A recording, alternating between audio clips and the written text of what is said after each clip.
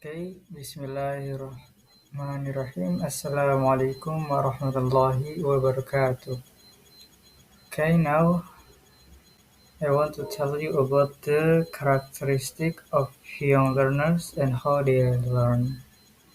So now I will explain or tell you something about this material. For the first is maybe from the describing young learners. Okay, for the first, we must attention to the age of our young learners, and then learners difference. Next is language levels, and then last is motivations. Maybe I will explain to you. For the first is from age.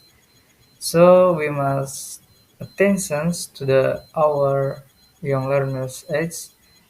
Is he or her the age is young children, adolescents, or adult learners because we must differ it to make the material when we give to them efficiently and correctly.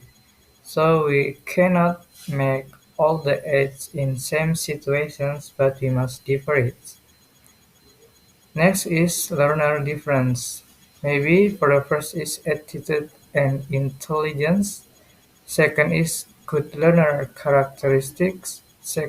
For the third is learner styles and strategies. Fourth is individual variations. And then the last is what to do about individual difference.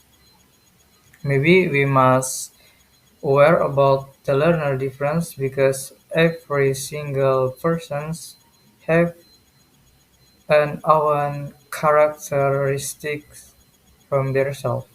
Maybe from the attitude and intelligence. We must to make sure the attitude and intelligence in every students that we can make our plan or our uh, learning system how its work is it will efficient for him or not. For the next is good learner characteristic, and then for the next is learner styles and strategies.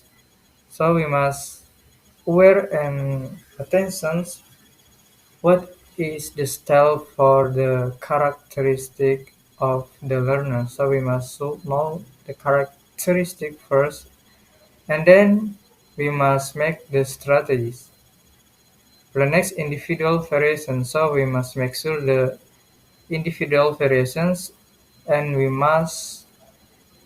uh, we must do it as what they characteristic or how the individual variations of the students.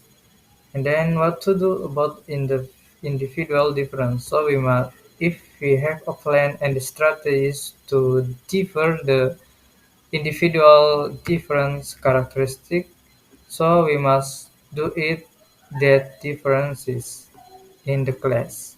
For the next language level, there are the methodology, language, and tasks and topic. Then for the last is motivations. For the motivations, we should defining motivation because we must always give to the students the motivations, a good motivations because there's very important things for us and for them. And then external source of motivations also the students also need the external motivations from their own life and what which make them uh, make them be happy or be a good to study. And then the motivations angel. So we must also attention to motivation angel. How the motivations will successfully for them. So we must. Maybe that's all what can I deliver to you all for today sessions.